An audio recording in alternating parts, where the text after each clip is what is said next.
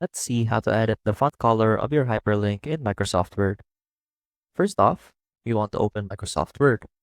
And as you can see right here, we have our document ready. Now first, let's set our hyperlinks. Let's set this one to link into heading number 1 of our document. And as you can see, the font color is currently in blue as the default.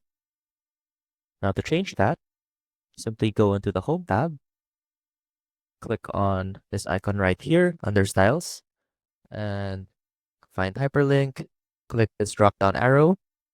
Now click on Modify. That will open up a new window that will allow you to modify your hyperlink text. Under Formatting, you'll see the option to change the font color. Now let's go ahead and change that to a different color. And you'll see that our font color for the hyperlink has now been changed. And that is how you change the font color of your hyperlink in Microsoft Word. I hope this helped, and I will see you soon.